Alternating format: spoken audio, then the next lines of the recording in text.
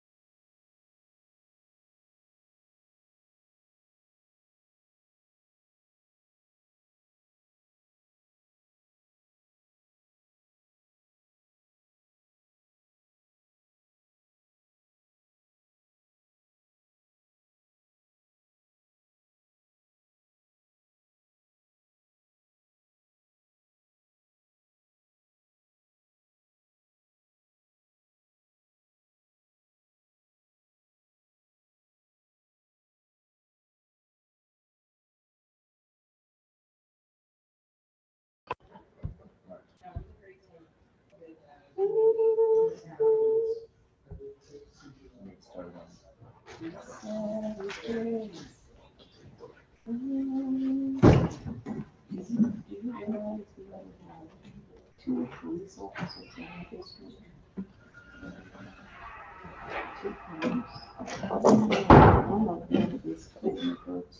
Good evening, everyone. Thank you for joining us. We're going to get started.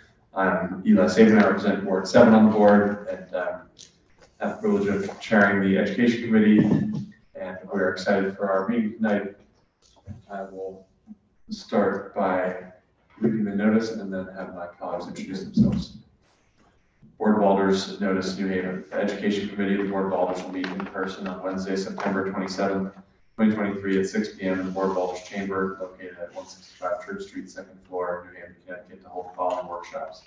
Workshop with the New Haven Board of Alders with the New Haven Public Schools to review how ESSER funding has been spent to date, including how much funding is left and what plans are to spend the remaining funds.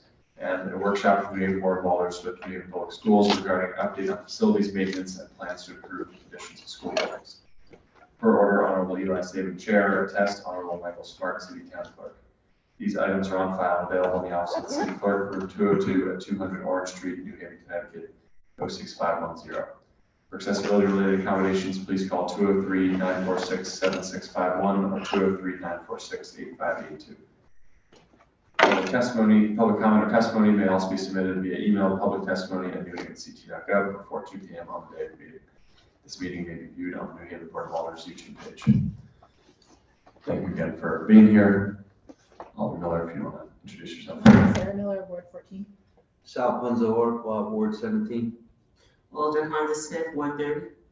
Amy Marks, Ward 26.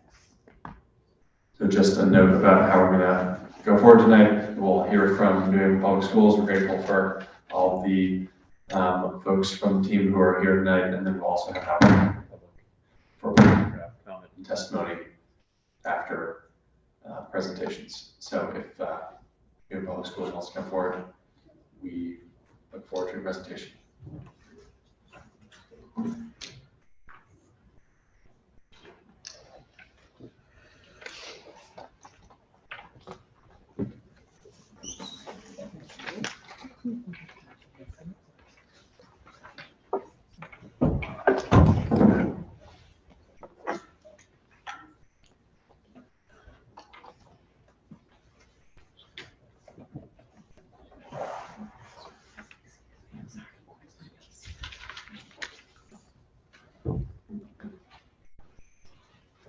Just getting in better position to see the presentation. And we're getting printed copies, but they're on their way.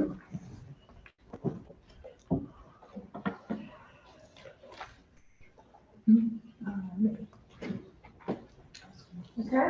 We're all set. So, good evening, everyone. Dr. Madeline Negron, Class Superintendent of the New Haven Public Schools. Here today, joining me is Keisha Red-Hannons, Assistant Superintendent of Curriculum Instruction and Assessment. I also have Chief Operating Officer with me, Thomas Lamb, and we have our Chief Financial Officer, Linda Hannons, along with members of the team who are here with us. So thank you for the opportunity to come before you, where we will be addressing how the spending from the pandemic recovery grants, in particular, how those grants have been contributing to the needed repairs in our school district facilities.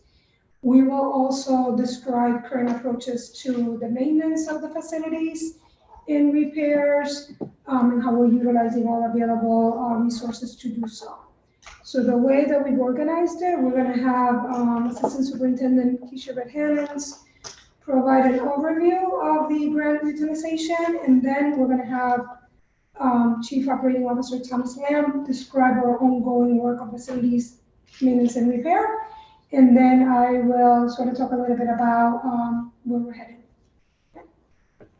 Good evening, everyone. Thank you for the opportunity to come before you this evening. Sorry to interrupt, but if everybody could say their name and address for the record. Fantastic, thank you. Keisha Red-Hand is 155 Hearn Lane, Hampton, Connecticut. Assistant Superintendent of Curriculum Instruction and Assessment. So once again, good evening. Thank you for the opportunity to come before you for the first time this academic year. I'm sure it won't be our last. So we're here to talk about the ESSER funds. These were federal dollars that were allocated to districts nationally in response to the pandemic. They were allocated in three stimulus payments.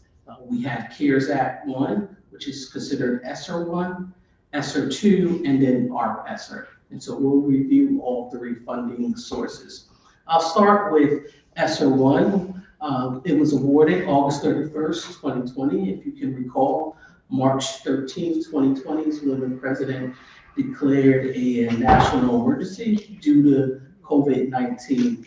And these funds, the priority for these particular funds was any expenses you had to date, you can utilize those funds for. And that is exactly what we did. If you see, and you can recall and go back in time, our focus at that time was becoming one-to-one as a district. And so 50% of those funds were allocated to technology so that we could become one-to-one to allow our students to be able to access their education at home. And you see the other spending categories, whether it was substitutes or we spent a little on professional development. And I'll just highlight for you, because I know we're talking about facilities. At this time, we weren't really looking at facilities, getting things, getting devices in kids' hands, and these funds weren't specifically allocated for facilities, as another one of our funding sources were. If we can go to the next slide. ESSER 2. So ESSER 2 was awarded in January 5th, 2021. Sorry for the jumping of the slide. The grant amount for ESSER 2 was approximately $37.7 million. This grant expires in 3 days, September 30th, 2023. For ESSER 2, because it was a larger part of the pot of money, we convened a committee to actually talk about the 4 priority areas. This grant was a little bit more specific, a lot more specific than the first grant, and that priority areas were identified. And so academic supports, school safety, SEL, social emotional well-being of students and staff, family and community connections, and remote learning, staff development, and the digital divide. Those were the 4 bucket areas for ESSER 2. You'll notice we spent a sizable amount, almost a third of the grant, in full-time employees. If you can recall, our focus for ESSER 2 was in reducing class size. And so a sizable amount of these funds were allocated for teachers in grades 1, 2, and 3 to reduce class size. We also put money into social emotional well-being. It's important to note that when you utilize a federal grant, we also have to, besides salaries, pay for benefits as well. And so the benefits line item you'll see is about 6.64% of the grant. We utilize ESSER 2 funds as well to expand our programming in the summertime. And so typically an NHPS summer school would consist of, program would consist of 6 schools on the K-8 level. And we would have our one program at Metro for credit recovery. With the ESSER 2 funds, we were able to double the number of K-8s that we opened from 6 to 12, as well as we provided programming in every high school. And so you see a sizable amount of funds in extended learning opportunities, and we also provided extra extended learning opportunities during the academic year. If we go straight to facilities, you'll see we spent funds on CO2 sensors. We also control systems upgrade, but you can see both were just 0.14%. And then the bottle filling stations. We wanted to make sure our kids had access to water, and we wanted them bringing water bottles to school, so we couldn't use the water fountains, and so we installed bottle filling stations in every school. We can go to the next slide. So the ARC ESSER grant, this is the grant that's still in play now. This is the grant that was approximately a little bit more than $80 million.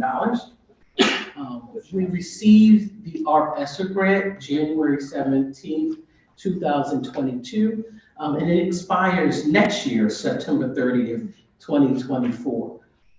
Two things of note. Once we received the sizable funds of $80 million, we knew we needed to ramp up our engagement of the community.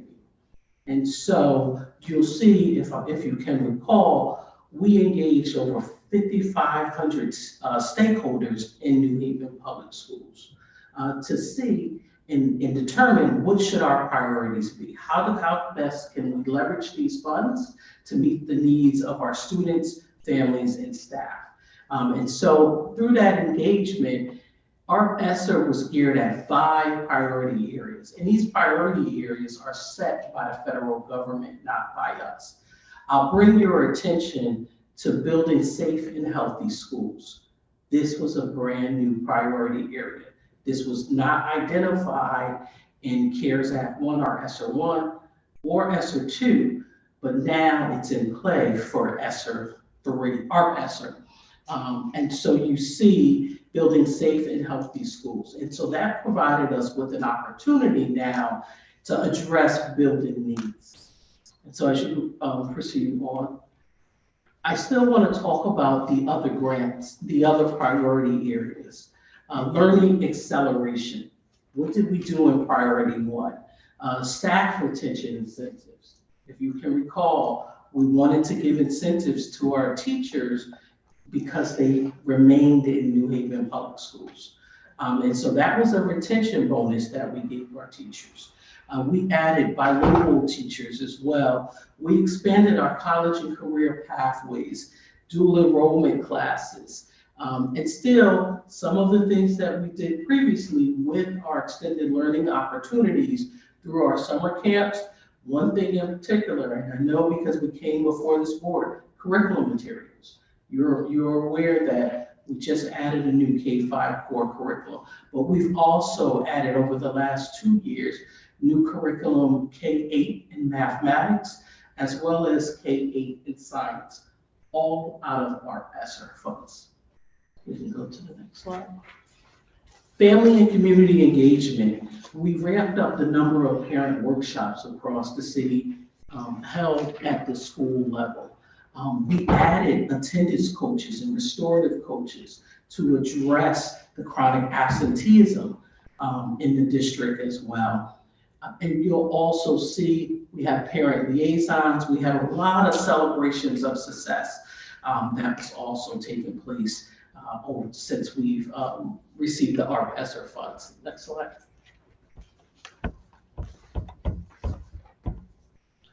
Priority 3, we added school counselors, social workers, school psychologists. We know the importance of those roles, and it was even critically more important for us to add those roles at this time. SEL curriculum materials, our wellness activities for students and staff. If you come into our schools, you'll see a lot of flexible seating in classrooms because we reimagined what some of our classrooms could look like as well. Under priority 4, this is where we're still addressing the digital divide. As you know, nationally, many of us went out in 2020, and as I described earlier, purchased a lot of Chromebooks. Well, now they're sunsetting on us. And so we'll need to purchase more Chromebooks as well, more laptops as well. So there's funds allocated for that, as well as instructional software licenses, headphones, and technology teachers. Part-time also to help as we ramped up the amount of technology in the district. Priority 5, building safe and healthy schools. And so this is where building infrastructure comes into play because now we can address our HVAC concerns, roofing repairs, but also under priority 5 is building of outdoor learning spaces. And so if you go around to our schools, you'll see where we have more outdoor learning spaces in our schools. And with that said, I will turn it over to my colleague, Chief Operating Officer Tom Lamb, to put focus on building infrastructure. Thank you very much, Keisha. Thomas Lamb, Chief Operating Officer, New Haven Public Schools, 259 Bayfield Drive, Trumbull, Connecticut. Thank you very much for having me here tonight. I appreciate the time to spend with you to talk about the needs of our facilities, what we have done, what we're planning to do, and the future of the district. So this slide, as the slide indicates, we've been allotted almost $13 million in ARP ESSER funding to air quality, safety, security-related items, of which 51% has gone to HVAC-related repairs and replacements. This breakdown of work completed, in progress, or in planning stages for HVAC systems, roofs, exterior doors, all high priorities for health and safety of the district. HVAC accounts for $6.7 million completed or planned projects that will be paid for through ARP ESSER funding.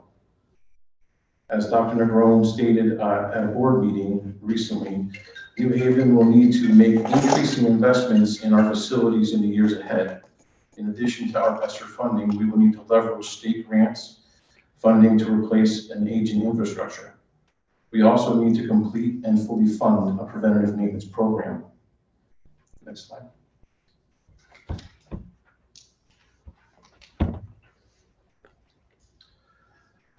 This matrix shows the relative costs in dollars for equipment maintenance and its relationship with personnel. When I joined the school district a little over 2 years ago, the district facilities team was operating in the lower left quadrant. Lacking resources, the facilities team often ran systems directly to failure, and in many cases, continues to do so. We changed facility management contractors to better serve the district and have been working toward a time-based preventative maintenance approach that captures the needs of all school buildings systems. Such an approach requires larger monetary investment. Our goal is to achieve a conditions-based maintenance, which requires constant monitoring of equipment operating conditions. For this approach to be successful, we need a larger base of personnel and a larger capital investment. Next slide. This slide shows funding across all investments made in HVAC systems and repair across all funding sources from both ARP ESSER and capital budget. You can see that these investments have more than tripled since the year 2020, and that the current year is off to a healthy start. In an effort to move forward toward our goal, the monetary investment toward preventative maintenance has increased substantially. You can see the annual spend of Tucker Mechanical, who provides the lion's share of our preventative maintenance, has more than tripled since 2020. This responding to substantial backlog of deferred preventative maintenance and system component failures that remain unresolved in many cases for several years. As you can see from the projects listed, one school can have a financial need for HVAC alone up to and over $1 million. With 41 schools totaling 4.6 million square feet, this represents a substantial investment needed as our schools age and our infrastructure requires replacement. 60% of our schools are 20 years or more. Our aging infrastructure requires us to allot dollars that are necessary to replace aging systems that are beyond their useful life. That also includes systems that in newer facilities that have not had the adequate preventative maintenance that have shortened their lifespan. This has been an issue that has been identified over the last 2 years, utilizing greater inspections and greater response through the facilities team. With that, I'll turn it back to Keisha.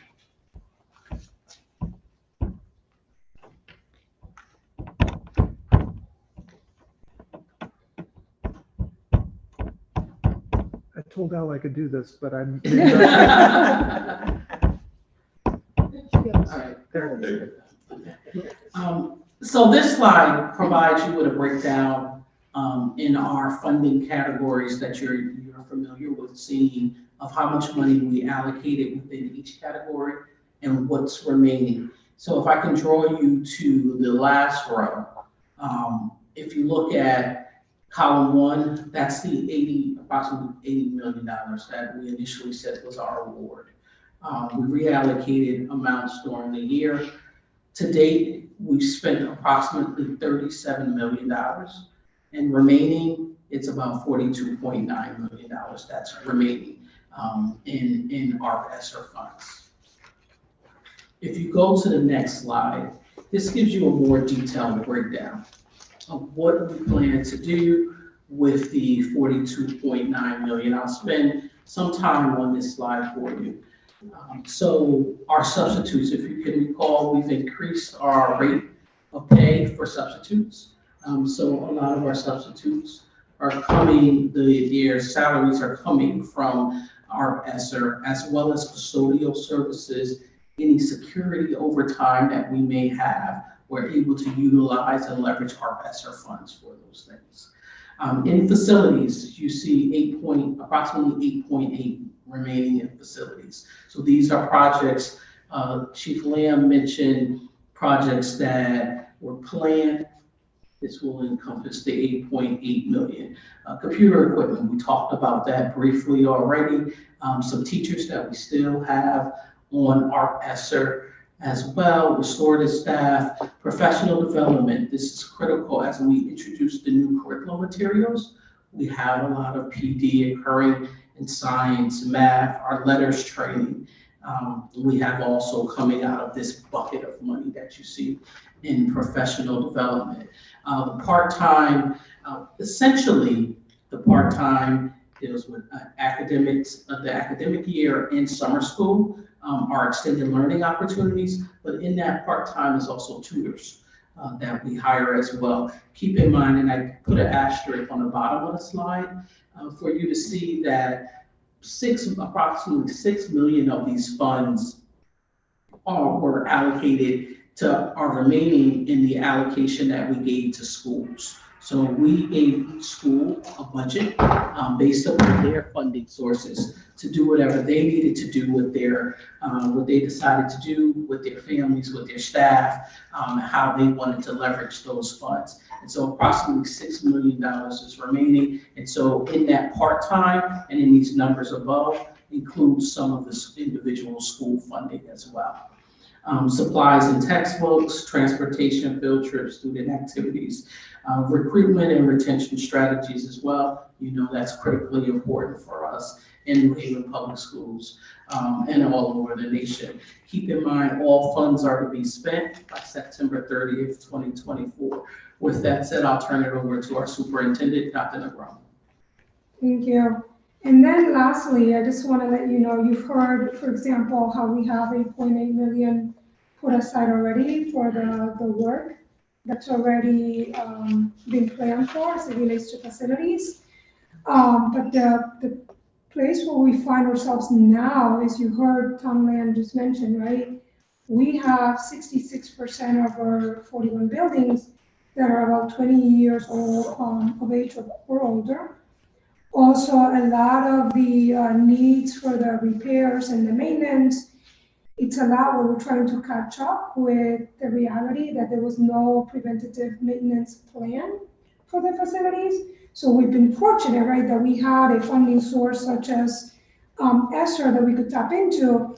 But the issue now is that I have to pull together, fully assess exactly what is the scale of that work, right? How can I translate that into dollars to really think about what is going to have to be the plan as it relates to, for example, our capital plan, what is going to be the plan that relates to preventative maintenance even moving forward, because we can't stay just in the present, and we're gonna be back in the same situation again. And doing it in a way that is fully comprehensive, because of what I want to do is make sure that all of us together understand the full scope of where the need is. I've said from day one, and I think you've heard me say, that I believe our children deserve better. They deserve better when it comes to teaching and learning, but they also deserve better when it comes to the learning environments that they find themselves. So I know a lot has been dedicated to the extended learning opportunities that Assistant Superintendent Regian has mentioned, right? Things that we have been able to afford because of the extra funding.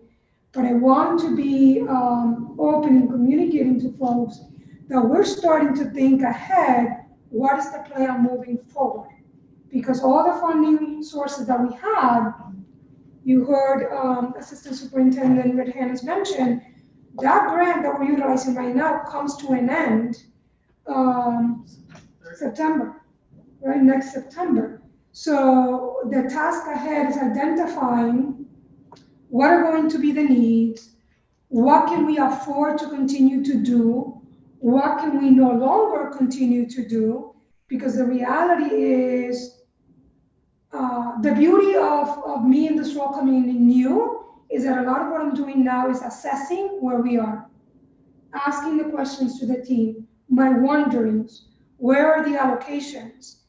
But part of the question is going to be, if we know we have X dollars that we have based on grants that we expect in the future, dollars that we're grateful to get as part of the local contribution, those are the dollars that we know we have, that we have to think about in terms of what our programming is going to look like.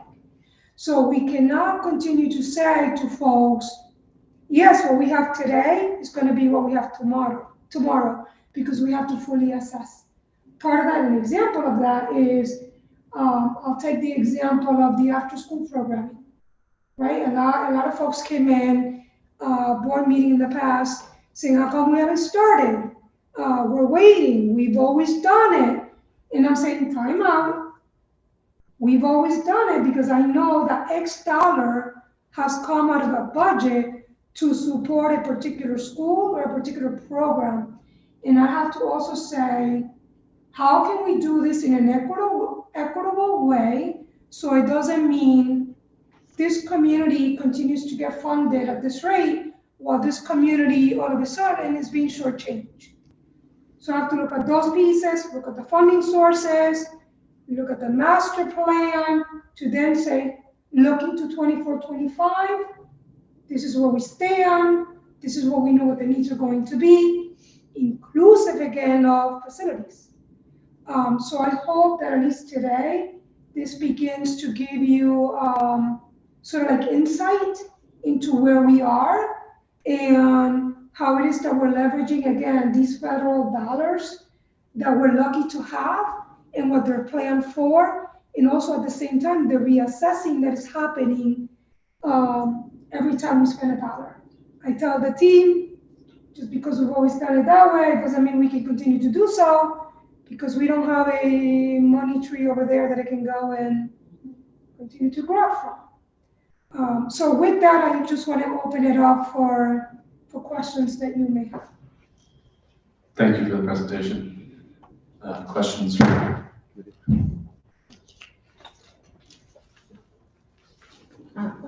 I'll start it off. Go for it. Thank you, and congratulations once again to you, Dr. McCrone. Thank you for believing in these children and believing in this system. But I do have two questions in mind.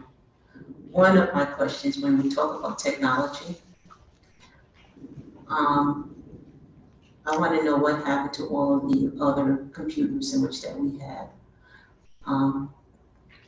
Do you take account of what you have left, what you utilize? Is there any computers laying around anywhere? And I'm asking that for a reason, because I'm hearing about this.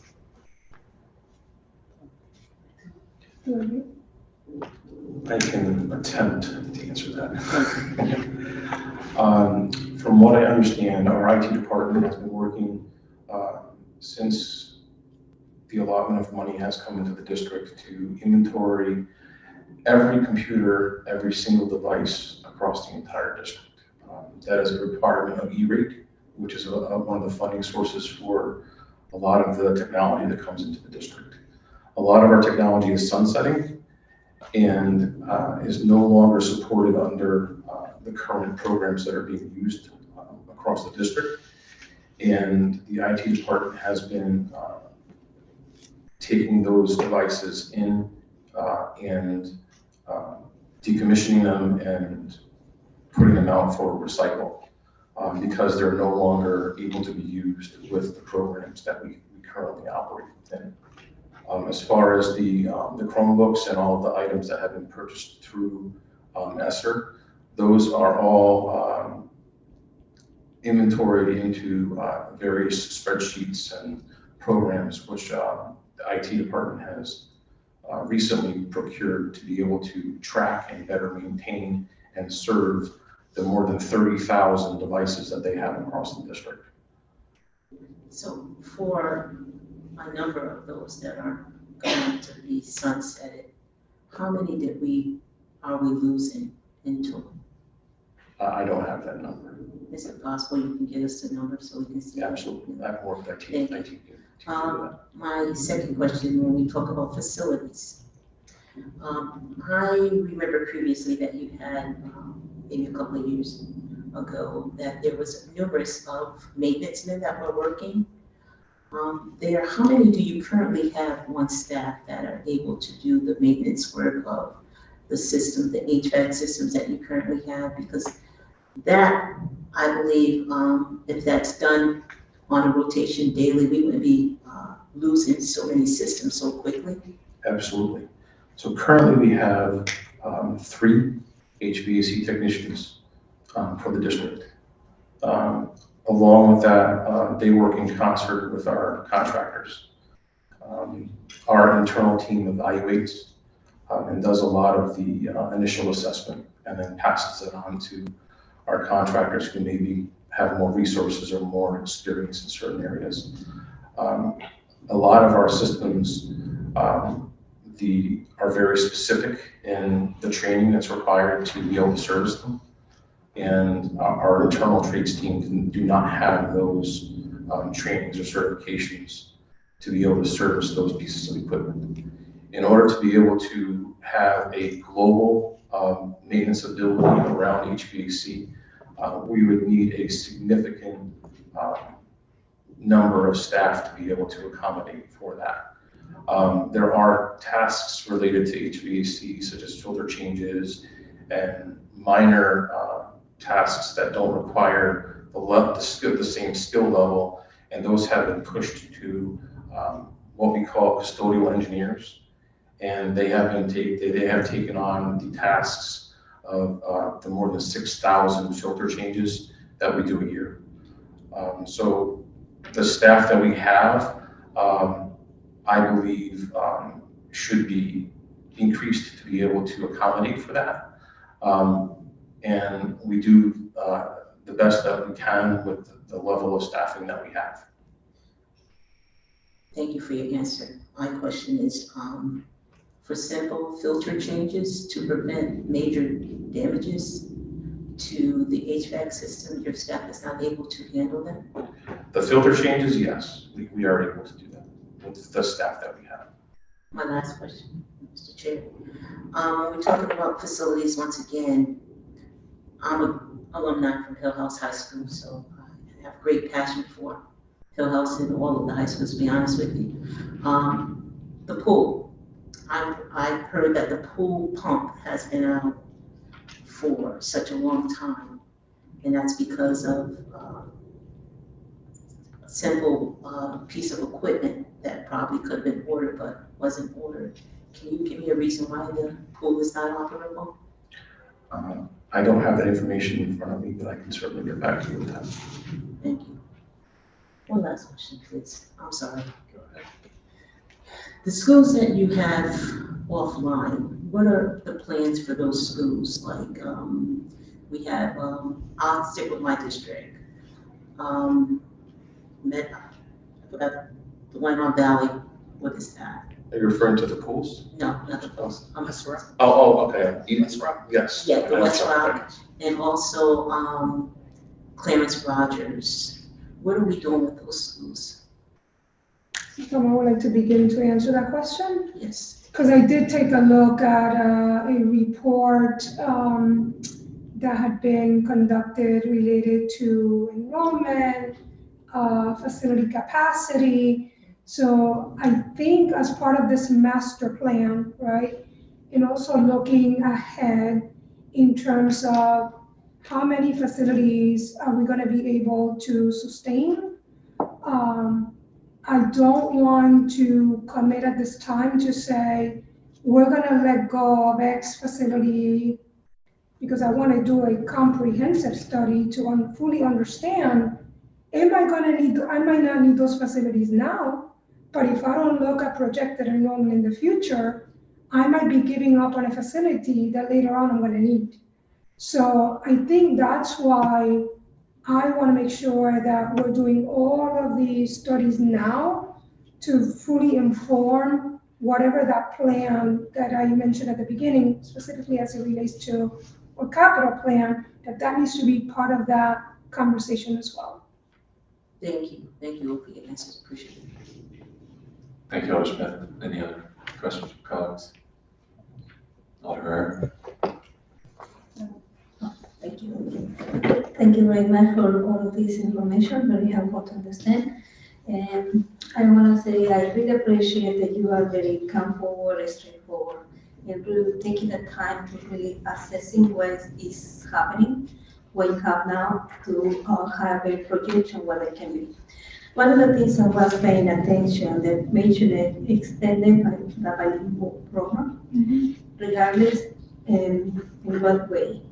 Teachers, programs, classrooms, I'm very interested in this subject. Yes. And if I may, before you give more specifics, so as it relates to bilingual programming, I actually had an opportunity to be a guest speaker, I think it was last Saturday at Levels, and that was one of the great questions that I was asked. What were the plans for bilingual education? So my response there was that number one, I'm a proud product of a bilingual education. I believe in the impact and the benefits and the results that come about from a bilingual program. I also wanted to point out the differences, right, that the research also speaks about, whether we're speaking about a bilingual program that basically looks to take away something, or a bilingual program that looks to add something. So this is where I'm making the distinction between traditional, transitional bilingual programming, where the whole focus is, let me get this new arrival, let me focus on getting the student to attain English, and that's the only goal of the program, right? Whereas you take, for example, a dual language program, where the purpose there is, let me get this new arrival to attain English, but at the same time, let me work also so that the individual doesn't lose the other language that they bring, so that ultimately they keep both languages, right? So all of that to frame and to say, I want us to be a district that has top-notch bilingual programming for multilingual learners. And we know that we have a high percentage. I believe the last data that I shared was 22 point, I don't remember. 22 point something. It's where we stand right now with 71 languages that are spoken in this district. And what that means, the way that I look at it is, I want to offer the best programming as it relates to bilingual education, but again, that has to have intentionality, because bilingual programming requires, number one, that you have highly qualified teachers, depending on the type of program you're going to run, where sometimes you need people that can carry out whatever the second language instruction is going to be, as well as the English component. So again, it puts a strain on teacher recruitment and the right types of teachers to bring in. And at the same time that we have 41 schools. it would be impossible to say, I'm gonna run bilingual programming in every single one of our buildings. That would be impossible. I would say that would not be a smart way to approach it. Instead, I would propose to do something that what I've done in the past, where we take a close look and again, rely on data. Where is it that the higher number of MLs are coming into? They tend to settle, right, in communities because we always go where we know people. So they're concentrated. If we know they're concentrated, why are we not investing in building programming inside of those areas where we know are always going to have the numbers that we need to sustain those programs? That is one way. Where in other areas, you can still provide services because we're obligated, as we all know, right? Federal law and state law, that we have to meet services as it relates to our multilingual learners. But then you can bring about other services that not necessarily bring the scope of the other programming that we're speaking about. All of that to say, I believe that there's a better way that we could do it so that we go deeper into what we offer, stronger into what we offer, and that we better meet the needs of all of our learners. Right now, we're going to be taking advantage of some of the grants that we are just submitting to the state right now as it relates to, for example, the bilingual grant, the English language acquisition grant, immigration grants. There are different grants that we put out there.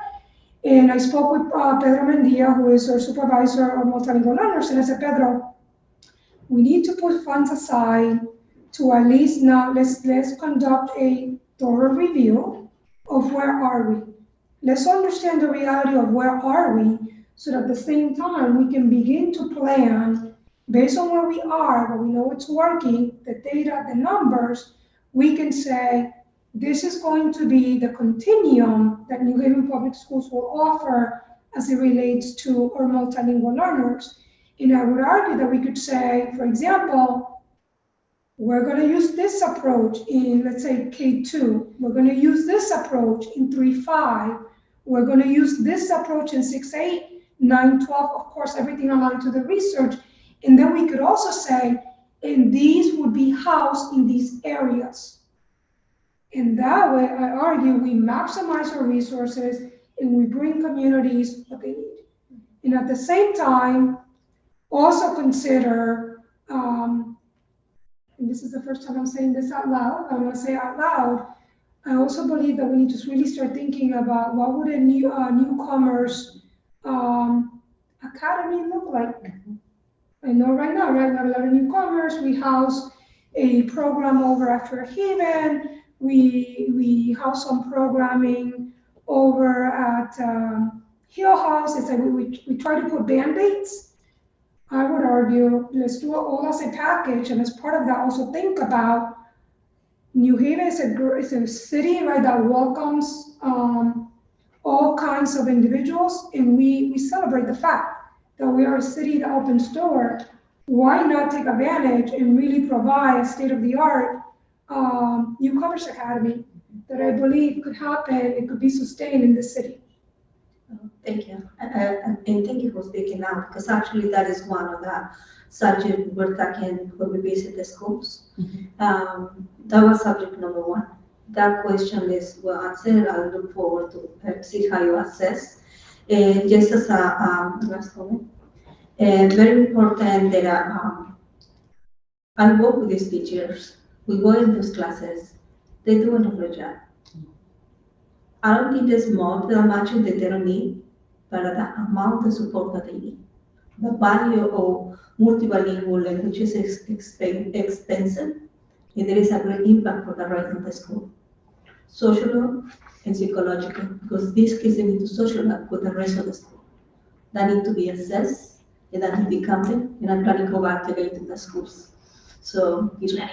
Yes. And that is my biggest concern. I love what you just said. There is a big assessment, psychological, and the support that I see here. These kids, they need it. And if I may add, not only do they need it, they deserve that and more. Yes. Because I truly believe all children deserve the best. Their self-esteem become huge. And you're absolutely right. I am, as part of my entry plan, I'm visiting every school and I'm going into classrooms because I don't need a consultant to come in, do a study and report it to me. I want to see it, feel it, hear it. And I am now up to, I think, school 20 or 21. And I have to say, the commitment and the dedication of teachers is not in question, right? I mean, I think we see that everywhere, but it's again, how can we be a little more coherent in what we're doing and have a master plan that brings everything together? Because often, right, there are requests coming here, requests coming over here, requests coming over here. We are never going to be able to meet everyone's request. And there's a danger when we do that. No, the strategy you mentioned, that makes sense. Let's focus where this biggest need. Exactly. Give it a better quality and let's do advantage. Thank you. You're welcome. Thank you, Alder. Any other questions? Alder Miller. Thank you. Thank you for the presentation. The information is a lot to digest. And I just want to preface my question by saying that I think this really illustrates how big the challenge is. You've got over $100 million investment, and we're still struggling with facilities. So my question is not to say that you have an easy job by any stretch of the imagination, or that we collectively have what we need to get the job done, because we know that we don't. And we want to work with you to try to fix that over time. My question is, in the interim, as you know, Fairhaven School is in my district. Fairhaven School is the largest elementary to middle school in the district, has received over 100 new students just this school year since the start of school, and has a large number of ongoing maintenance issues that are not small and are really liability and safety issues. And so while we're working on that master plan, which I understand and I think is absolutely makes sense as the way to go, how do we make some of these fixes along the way so that kids are not in really unsafe environments? And I would say that, we did identify some of the issues have been fixed. It's not that nothing has been fixed sort of since they were initially identified back in February, but a large number are not. And I'm just, to get into specifics, but just to get a sense of like, how do we do the short term while we at the same time engage in the long-term planning? So before Mr. Lamb answers, I do want to let you know that one of the schools I already visited was Fairhaven. And I have to say that in my tour, I completely understand what you're speaking about. Immediately I got on the phone and I called Mr. Lamb. I said to Mr. Lamb, where are we on X, Y, and Z? And there's a lot of work to be done, and he's going to tell you sometimes we have to have an approach because everything is a priority. And like you're saying, everything can wait because there's some things that are here now and that have to do with safety.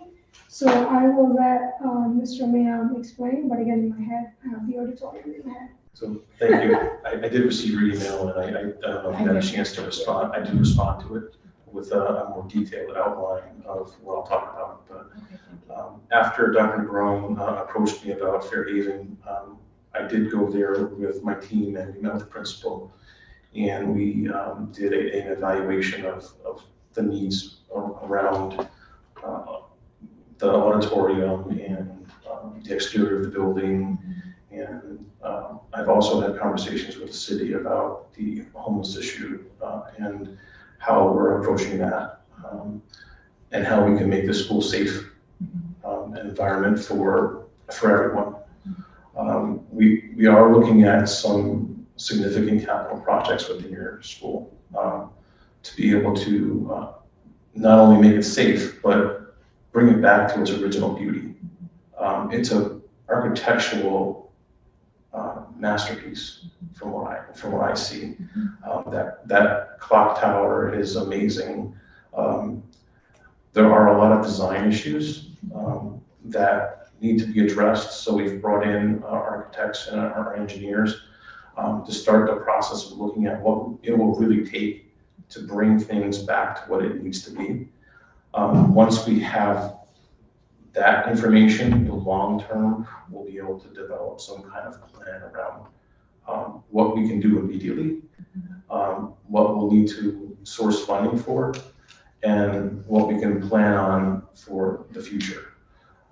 As far as the immediate safety concerns, we've brought in contractors that are looking at how we can access certain areas of the auditorium. We're going to need to erect scaffolding. We can't bring lifts in there, the doors won't allow it, and the grade of the auditorium floor will make it unsafe. So we do need to erect scaffolding to be able to access the lighting and access the panels that will need to be removed. That is in process, and I hope to have that done within the next couple of weeks. We've also looked at the entire building for painting. There's a lot of wear on the building that we're going to look to address in the coming weeks. We look at every school in the district with the lens of safety, and we want to address the safety concerns as immediately as we can. But we also want to look at what we can do to make the environment better for everyone with the resources that we have. So I hope that helps and answers your question. I really appreciate the answer and the effort. And again, I know it's not an easy thing to do, and we don't have unlimited resources to do everything, but I appreciate that focus, especially on the safety issues and the stuff in the auditorium in particular, which is so visible, we do so many events. So thank you. You're welcome. Just one other question, which is, there's so much in here. I'm not going to ask about everything that I would want to ask about. And I wonder for Assistant Superintendent Red Hannon, some of these big investments, like the class size, the ESSER teachers that we're able to reduce class size, or anything else that comes that is at the top of your mind in terms of outcomes, like how are we better as a result of some of these big investments? Is there anything you can speak to help sort of tell the story of the difference that has been made? I think when we look at the first grade results from last year in literacy and math, you'll see that there were gains, pretty substantial gains. I don't remember off the top of my head the exact number, but you will see that I think in the textbook investments, you'll see in math and science, even on state testing, we made increases. And we remain at the top of when we look at like the big four, Hartford, Bridgewater, Waterbury, and New Haven. And so those investments, and we're starting to see payoff. We've, of course, now invested in our new core program, reading program in K-5.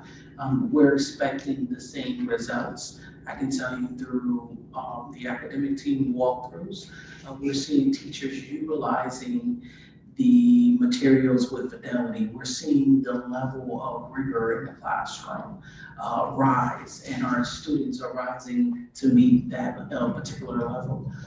We're seeing students engage in high interest. So it's not necessarily just when I talk about the literacy program, the outcomes yet, we're seeing the qualitative data that shows it's working, that shows our kids are really excited about learning, and our teachers are also utilizing the materials. The new literacy supervisor said, he said, I didn't know if I would come in and there will be pushback whenever you introduce a new program. She said, but all teachers are on board. Not one teacher is saying, let me go back into my old materials. None of the coaches are saying, let me go back into my old materials. So these are our wins and successes that we can quickly point to. Thank you for the answer. And I can say, I've heard from my kids' teachers and my fourth grader that the HMH, people really like that, especially the fully dual. That's a total game changer in dual language programs. Just one other quick follow-up, which is there were a lot of really innovative, wonderful programs that were started with ESSER dollars, like with the money that was going to schools, which in a bunch of schools was used to bring in Common Ground. And I don't know everything that was done, but I assume those programs will have to start to sunset. And I'm just wondering, those of us who've been around a while remember the TIF cliff, like what is the planning so that we can try to sustain what we can sustain, but don't end up in a really precarious budget situation. So if I may, I think that points to what I was stating before, right? That after the full assessment happens, and I love the question where you asked, what has been the impact? We're gonna have to look at everything through that lens, right? These are great things to have, but at the end of the day, our job is to make sure that our kids are leaving us prepared to meet success in the future. And all of these things are gonna have to be fully accessed. It's a great thing to have, it doesn't make an impact, and can we afford it in the scope of everything else? So I think that needs to start with, what is going to be our new district strategic plan, which again, we'll be in the process of drafting it for next year, so that everything that we do and every decision that we make has got to be aligned to those priorities that we are setting, that again, needs to connect back to how we want to make sure that our kids are graduating with the readiness and the skills that they need to be able to succeed, whether it's career or college. So in my book, I've been telling people, again, just because it's always been done this way, don't assume that it's a given that it will be like that, because we have to fully assess everything. Thank you. Thank you, Alderman. Other questions, guys? I've got a question. So, and part of the reason that we wanted to do this hearing is, at the beginning of the year, we had a heat wave, and obviously a number of schools were shut down because the air conditioning wasn't working. And I was wondering if you could talk about our plans to make sure both AC and heating in the winter, that we are able to provide, I think what should be a commitment to our families and students, that when we say schools can be open, schools can be open, and that our buildings are, are safe, and where we are in terms of making that happen. So I will let Mr. Lamb answer that, but before he does, I again want to state what I stated to the board a few weeks ago, that for me, again, the safety of our kids and our staff has to come first. I know the impact that it has whenever we have to shorten a day, because it does have an impact on our families, right? That was a hard decision to make, to arrive at that. But when you have, when a school is working on only one chiller and the one that you have ends up failing, you are at a point where people are literally like suffocating in buildings. We can't have that, right? So decision was based there, and then had to kind of huddle, look at what other districts were doing to even establish a protocol on how it is that we arrive at those hard decisions moving forward. So at least just to answer, the moment that is most recent, but then I will let Mr. Lamb share a little bit more, because again, a lot of it stems from the state of our buildings that are aging. Second, the preventative maintenance that, again, Mr. Lamb spoke about, that hasn't happened, not pointing fingers at anybody. And the work that needs to continue to be done, as well as connecting back to the question that you asked at the beginning, in terms of, do we have the manpower to even do it? I want to be very open and transparent with you. We went from a district that had an entire department dedicated to construction, facilities, all of that, right, went away. As the district was looking to save dollars, and I get it, not to make tough decisions. But again, all of this that we're seeing now is the result of all of that. So all of that to say that I know that Mr. Lamb, is now our Chief Operating Officer. He has inherited a lot of the situation where we are in, just like I know I just inherited the big challenge in the school of how do we get ready for the financial plan. So, Thank you very much, Dr. Rowe. When I came to the district a little over 2 years ago, and the Department of School Construction was dissolved, and all that work came over to me. And then we found that we were getting our ESSER.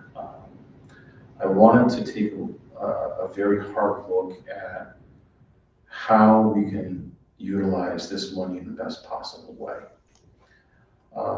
The money that, even though the money that we got was significant, like I had mentioned earlier, when you look at 41 schools and you have systems, an HVAC system divided into heating and cooling, replacement of those systems in one building can easily be in excess of $1 million.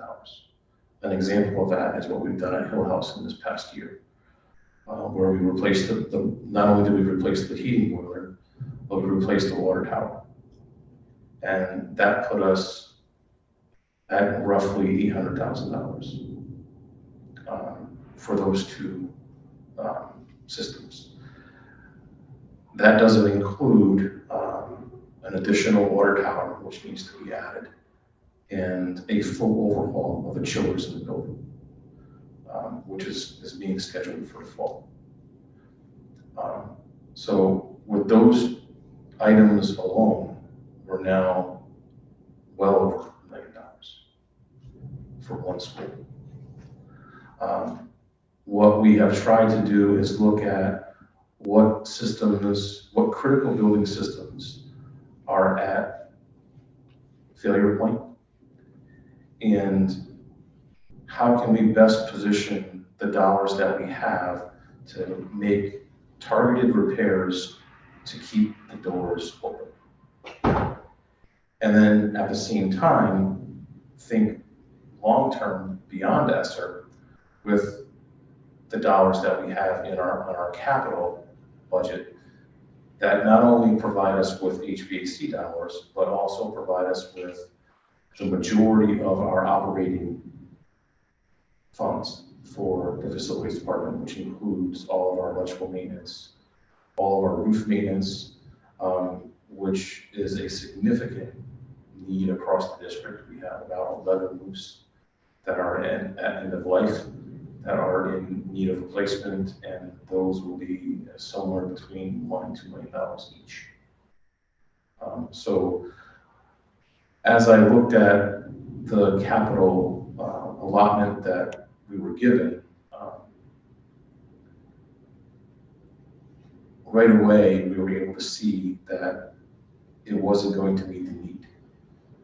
So we had to look at it from the 2 points of view of how do we keep the lights on and make sure that we're able to provide a safe building for students and staff, and how do we plan for the future, and what systems can we replace completely and start to move away from the Band-Aids and put in permanent solutions that have a lasting impact, where we're not putting Band-Aids on items year over year, which is, as we started to look at our building systems and pull some of these Band-Aids off to be able to assess the conditions of our facilities, we were able to see components that had been disabled, things that had been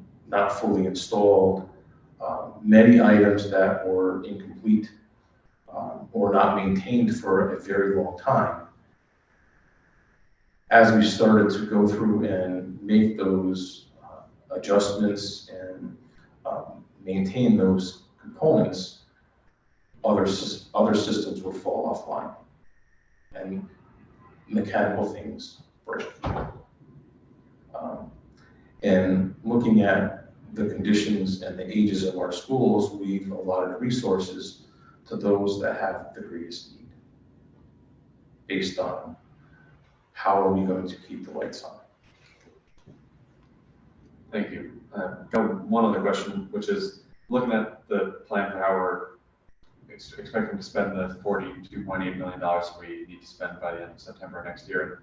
It seems like a lot of this money is dedicated to, or it's planned to be allocated to things that are you could call ongoing expenses, substitutes, custodial services, security. That's something that we're going to continue to need. Transportation, a lot of it is money that we are those things aren't just gonna drop out of our budget, at the end of September next year. So, yeah, I'm sure that this is gonna be a longer conversation that we'll be having as a city, as a community going forward, but it would be helpful to hear your thoughts on that, Cliff, and what that looks like, how we're thinking about that budget challenge. I think, again, it's going to be a full assessment, because you're absolutely right. The things that you see here are necessary things. But again, it means taking a close look. Are we maximizing all the resources? That's number one. And second, are some of the decisions that we are making, they're actually having an impact on student outcomes? I want to face it. I want to put everything against student outcomes to make those decisions. So I don't have an answer for you yet, because again, there's so much assessing that's going to need to happen to then fully be able to have the plan to then determine where the allocation is going to go. One of my concerns off the bat is that I know that in my initial conversations with Linda Hannons, who keeps everything honest in terms of our dollars, the fact that for many, many years, right, a lot of our operating budget is just dedicated to staffing and benefits, where a lot of the programming is then being supported primarily by grants. And we all know, right, grants are drying out. So there's going to have to be a way in which we make decisions on exactly what does the percentages look like as it relates to our operating budget. Because at the end of the day, we got to have the right teaching and learning programming for our kids. That's the business that we're in. If we do not, all these other things are going to be great. People are going to be happy, but I would argue being happy isn't enough. Is happy going to amount to anything when the child leaves us so that they have a better probability of being whatever they dream of becoming? And again, I don't want to make it personal, but for me, it's personal. For me, it's personal. I know that education is the one thing that can break a cycle of poverty. So we have to do right by our kids in the teaching and the learning, in that experience that they get from us. I would argue from pre-K all the way to 12. So when they leave, their chances are greater that they can break out of that cycle and have a better life and be productive citizens of this community. And that's why I said, right, if our kids do well, if they're successful, this city will flourish. And if I could just add to that, and again, it's 210 Osborne Avenue, Independent. If I can just add to that, we have already started the work in terms of looking at when the cliff starts happening. I hate to use the word cliff, but that's what it is. That we've already made sure that, first of all, we didn't put a lot of staff on these grants because we know what happened the last time. Thank God we were able to, the staff that we hired, the bulk were teachers, where we know they would automatically go into vacancies and stuff. We didn't want to repeat the cycle that we had before, where there were just folks that just couldn't get placed because we had two grants that ended at the same time. So we don't want to repeat the work that we've done in the past, and we're being more proactive with it. So we're just not automatically taking a person because their grant ended, and now we're just going to move them somewhere else, because that's like we're kicking the bucket down the road. So we've already taken steps not to repeat what we've learned from the past. Thank you for your answer, Dr. Cronin and Ms. Hannons. I think we know there's a lot of hard and it's going to be painful work potentially ahead, and I know that folks in the community and certainly on this committee, on the board, we're ready to partner with you. And I think one thing that's been talked about in the past is trying to set a goal of making it clear what the district's need is, and so that we can advocate for funding that need, whether it's at the state level, obviously at the city level as well. So look forward to those conversations. Other, I'll go to Alder Ponzo, go ahead. Thank you, Mr. Chairman. I've been very fortunate. I've been in the system a long time, so I've seen different organizations. I've seen, custodial organization, a lot different. I saw what worked, what didn't work. My concern is this: back 20 years ago, when the Stefano administration built all brand new schools, those HVAC systems work very well, obviously. Okay, and through the years, for whatever reason, they sort of fell off to the wayside. My question is this, Mr. Lamb, when you mentioned and the figures are mentioned that a roof cost $1 million and an HVAC system cost $1 million, I sort of cringed because we have to spend that money. We have to spend it, obviously, but it takes away from our kids in the long run in a different way. My question is, once we repair these or replace these systems or expensive roofs and stuff like that, I mean, what is the supervision to these? I mean, do we have someone that's knowledgeable that goes from building to building, that's in charge of, assessing what other people are supposed to be doing? It doesn't seem logical. I mean, that, I'm not sure what the structure is now as far as supervisors that go to buildings and see what's happening, to check on supplies, to check on the actual maintenance of the building. I'm not sure if you have one. I do know we have some different, I know it's ABM, Yes. and then we have an SJ, and I'm not sure what their responsibilities are relating to the function of a building. I mean, how do they help a building administrator, make sure all those work orders are completed and done? And I'm sure there's a backlog, obviously. It just doesn't seem like the pieces are all fitting together in my mind. I could be totally off base, but again, my question is, once we make these changes and repairs and replacements, is there someone that supervises that to make sure they're maintained? Thank you very much for that question. One of the things that I noticed when I started was there was not a plan for that. When we made the decision to transition from go-to services to ABM, that was a very important part of the decision of the team around when we do make building system changes, how are they going to be sustainable? Because I don't want to be here 10 years from now dealing with the same problem. When we started to look at the overarching issue was the lack of a true preventative maintenance program that has all of our equipment defined in an inventory. There's close to 10,000 pieces of equipment across the district related to just the HVAC. Different roofing systems, different mechanical systems that are utilized. Having the staff that are knowledgeable in all of the different systems that we have across 41 schools is extremely difficult to achieve.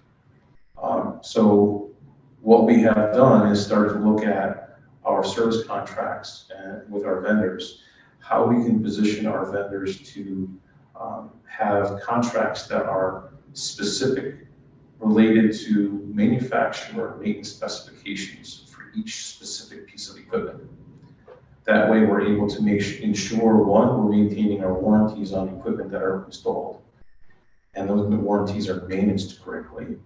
And then two, when we do have equipment failures that we're able to, of new equipment, that we're able to trace that back to some kind of a root cause and hold the contractors and the manufacturers accountable. The second piece of that is the preventative maintenance. When we look at preventative maintenance, there's the two sides of the coin. There's the operator maintenance, which is the daily grind of inspecting and the building managers who are in our buildings every day. When they hear something, report it, because they're our first eyes and our first ears when it comes to building system failures. The sooner that we can get building system failures identified, the quicker that they can be repaired, the less long-term damage is done to the overall system. When it comes to roofing systems, as part of this contract, we created a position for roofing rounds that was specific to doing roof inspections and working with our roofing contractor to make sure that all of our roofs are maintained to the fullest extent possible with our funding, but also look at when we do have new roofs put in, that the bonds are on the roof are maintained correctly, that the roofs are installed as per manufacturer specifications, working with the building managers, the school administrators, and the contractors as a group, as a team, to be able to manage the long-term conditions of the newer systems. With the older systems, it's a manner of creating those schedules and inventories so that we're able to identify what preventative maintenance has not been done, accomplish that preventative maintenance, look at the impact that that preventative maintenance has on the operations of the equipment to determine if replacement is warranted of the equipment or is that equipment salvageable for X number of years.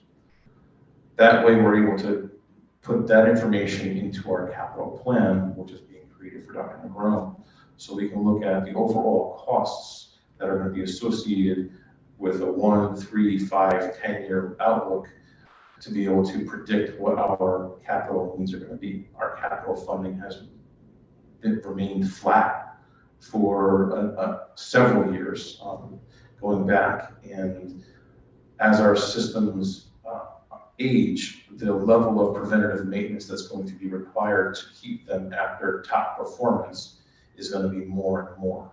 That's going to require deeper investment into the preventative maintenance of our systems. Thank you, Mr. Chair. Thank you, Bill. I hope that answers your question. Absolutely. Thank you, Mr. Lamb. Let's Just a quick go ahead. And I know I'm gonna sound like a record, but I would like to please, Dr. Negron, consider since you're making all of this assessment, and I love that you said you are gonna look in specific areas that your service will work better than other ones. I would truly like you to look into the school health-based centers. They have, I know they have well funded. There's a lot of major service they can provide to the kids. And please, dental. Huge need in the community. Expensive, no insurance, paying, keep kids out of the school, and they can be pretty preventable. I work in the city on the staff of in that area, in those schools, and they make a huge difference. Please look at it too. Thank you. And I believe we have a grant where we were, Keisha, would you opening 2 more? Russell Woodward and In Metro. No, just please do. I did work for the school health center, and I know they well funded. It's a national program. Thank you, Alderman. Thank you. First of all, Dr. Negron, I just want to say graciously thank you for genuinely caring for the kids. I feel your passion, and I'm a hard person to really crack on filling people out of really agreeing with, but I agree with everything that you have said. One question that I have, do you have for your special need children fallout rooms for, maybe I shouldn't call them fallout rooms, but timeout rooms when they get a little bit of combative that they have somewhere to cool down at. And I say that because I have a niece that's in Fairhaven School, and she got a little out of control, and there wasn't nowhere for her to go for the teachers to bring her to cool down. In one of the instances in which that she had. But I'm wondering if you have that in any of the schools for special needs children, where they can have a cool down space. Yeah, I'm gonna let Assistant Superintendent Hannon's answer. She's been working a lot longer with her Executive Director, Tiffany Jackson. Great question. I know I mentioned earlier in the presentation investment in flexible seating, but another place where we've made investments is in calm down rooms. So exactly what you're mentioning. Now, and many of our schools have identified a space where there's a calm down room for students to go into, kind of reset. They'll go in with an adult, could be a social worker, and really have a chance for a great conversation with the adult to really talk through what they may be experiencing. So I made a note on Fairhaven because you named Fairhaven, and I'll follow up with our Executive Director of Student Services to see what and if they do have a room available, or if she can possibly identify a space within the school. Okay, I want to just be very clear on this type of room. Because of the special need, basically handicapped, where there's no padded rooms. Correct, no, not padded Well, rooms. I'm looking for a padded, Oh, because these kids here in the special needs, they wild out, get totally out of control. And sometimes the person that's handling them can't control them. And it's just their disability, the way that they are. I've seen it in other schools outside of Connecticut where they have these different things. That's why I asked if there's anywhere that you have special needs children that you can place some form of a room like that. If not, hopefully that you can find funds for that. Secondly, I just want to go back to the facility, and I'm not going to end my questions with this, but one of a student brought this up to me, and I ended up going over to her. I was just visiting a student, and they had some major concerns with mold in classrooms, and mold in the band room where all of the band equipment has been molded. And just want you to take note on that and possible of fixing those issues in which that are over there. I'll work with our facilities director to make sure those are taken care of, Thank you. if they haven't been already. Thank you. Thank you, Dr. Smith. I think, no, go ahead. Sorry, just one final one, thank you. I just want to sort of underscore what was said by some of my colleagues. I appreciated your articulation of how you're going to achieve this almost impossible task of maintaining all these office equipment. And I just wanted to clarify, I mean, I don't see how you could possibly do all that with the staff that you have. Is that correct? That is absolutely Okay. correct. So I think it would be helpful for our sort of citywide storytelling to try to articulate what kind of a staff you need. I mean, 20 years ago, Fairhaven School had a full-time building engineer just for one school. So what would it look like? You were fully staffed, what would that look like? So that we can talk about that and go after that money. Thank you, and I've actually started to work that through to present to Dr. Negron already, so I'm hoping that we can do that in the coming months. And I'm glad you mentioned that, because as I was thinking about, you mentioned, right, not only the support that will be needed at this level, but also the state level. And I know that I have to have an answer to say, why should we give you X dollars? How will we know that we're not gonna be here back again because of a lack of either preventative maintenance or anything like that? And the reality is, part of that has to be in our plan. How are we gonna have the personnel to be able to carry out this work? Like right now, I came new into the district and I almost died when Tom said to me, we only have one painter and one plumber. I'm like, what? For 41 schools? We only have one painter and one plumber. So yes, part of this whole comprehensive plan I want to be able to say, like, here's the reality, here are the needs, here's the cause. We're going to have to kind of problem solve together, right? To say, okay, what's possible? Work together. Together is number. That's why my slogan, right, from the very beginning, together, I'm insisting on that together part. I appreciate the answer, and I mean, we are here to be partners with you in that process, so we'll look I forward to appreciate what that all looks the like. support. Absolutely. And I like personal because people that things personal, that means they care. Yes. Take personal. Thank you. Thank you. Thank you, colleagues, for the questions, and thank you so much for being here for your presentation, thoughtfulness on this issue. We are excited to continue working with you, making sure that we, make sure our students have what they deserve. So thank you. And I think we'll shift to public testimony now. So thank you. Obviously, Thank stick you. around. Thank you for the opportunity. Yeah, thank you very much, you folks here. Thank you. Take care. Yes.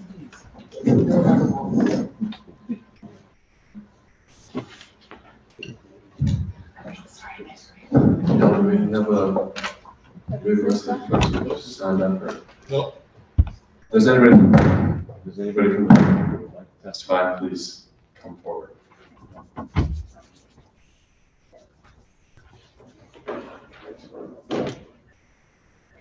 I sorry I didn't sign in. Okay. You're pre-signed. Okay. Good evening, everyone. My name is Leslie Blatteau, 410 Greenwich Avenue, New Haven. I mainly just want to say thank you to you all for convening this committee meeting tonight, to the Board of Ed team for coming with answers and for coming with proposed solutions for how we can make sure our schools are the best facilities for our students. I, like you, Alder Smith, admire Dr. Negron's commitment to our students, and it's clear that she and her team are committed to that. So I just want to highlight some of the things that were in my notes that I wanted to share came up tonight, so I'll keep it brief. I value and I want to reiterate the importance of this conversation and importance of the partnership of Board of Ed and Board of Alders working together. Just like with educator burnout, we have to be willing to talk about these facilities issues if we're going to identify the real solutions to make things better. So the fact that we're talking about this collaboratively is really a good sign to me as a union leader who represents people who want to work in safe, welcoming, and well-maintained schools. So I think by coming together and talking about these solutions, we can really make sure that we're on the right track. I gotta say, so much of the headlines that we've seen for the past 2 years plus have been about the educator shortage, staffing shortage. But we have other shortages, and I'm really glad at the end of this conversation tonight, you all were hitting on that. We have custodian shortages. You know, our union was really decimated several years ago. Not my union, our New Haven custodian union was decimated years ago. That's a heartbreak as a union leader, and we need more staff to support what has to happen in our schools. We need more repair and maintenance staff, as Dr. Negron highlighted. We need more tech support staff. 30,000 devices, Mr. Lamb said. We do not have enough tech support staff to ensure they're being used in the right ways. So this is not a blame on the hardworking people who are trying to do the work. This is really, here we are 20 years later, 20 plus years later from the buildings being built. We need to come back to the table and realize what will it take to get those supports in place so our buildings can be safe, welcoming, and well-maintained. I think, you know, we have some real issues. We have elevator issues. We have repair issues. We have some mold issues, right? And I'm glad that we are able to collaborate to work to address them, but we do have to triage right now because of the understaffing. And I want to just bring it back to say, when we get on top of this, and when, you know, we continue to advocate locally at the state and at the federal level, our national union president was in town today, Randy Weingarten, who really wants to continue to work with New Haven to make sure we not just get local and state funding, but national funding for some of these initiatives. So when we get that funding in place and when Dr. Negron has the support to put her plans into action, I really think it's going to help long-term with our educator staffing shortage. people want to work in New Haven, but sometimes they get fed up by the dysfunction. And I think when we come together and fix it, people will say, I want to stay and I can stay. And we will see the attrition that we have been seeing the last few years decrease. So that really will be the win-win that we want to see. And I come here and I often say, I bring concerns and I say I am hopeful, and it's true, because I wouldn't keep doing this work if I wasn't. And it's really promising to see the legislators and the city administrators for the Board of Ed working on this. So thank you. Thank you. To be continued. Thank you for all the work you do. Are there any questions from the committee? I think just, Alderman. Thank you. I like what we just ended on, what Dr. McCrone said, that her slogan was working together. My question to you, because you know that, if you don't know, I like to bring people together to work together to fix small problems, which can be large for others. Will you guys be willing to go into the school and paint the spruce the schools up to make them look better? Remember, this is working together. And I think together, if we can come together to do the small things, it wouldn't be so hard to tackle the larger problems in which that we have. I think our members are committed to doing what will help our schools. And I have to say, I would be upset if volunteers were coming in to do the work of certified educators. I don't want to step on the toes of other union folks and do jobs of union workers. With that said, there are things that we can do that would help improve facilities that I think would not be breaking union rules and taking the work of somebody that should be a paid job for a city resident. You're absolutely right. Where I'm going to, you mentioned that the custodian union has been busted open, right? There are still some, but not as many as there used to be. Thank you. Yeah, but you know teachers, they want their schools, and they want their schools to be beautiful spaces that are welcoming. Go into specific teachers' classrooms, and you'll be amazed at the after hours effort they put in to make those classrooms beautiful and welcoming spaces. We do want it, and we'll figure out a way to make it work. I think that's what I'm asking. 100%. Thank you. Thank you, Alderman. Thank you. Thanks. Are there any other members of the public wishing to testify? Are there any other members of the public wishing to testify? And a third time, are there any other members of the public wishing to testify? Seeing none, do I hear a motion? We need to. Okay. We need to So we close close, the- make the motion to close the public portion. Do I hear that seconded? Second. All in favor of closing the public portion of the hearing, say aye. Aye. Aye. Any opposed, any abstentions? The public portion of the meeting is closed. Do I hear another motion? Make motion to adjourn. Do I hear a second? Second. All in favor of adjourning, say aye. Aye. Any opposed, any abstentions? We are adjourned. Thank you.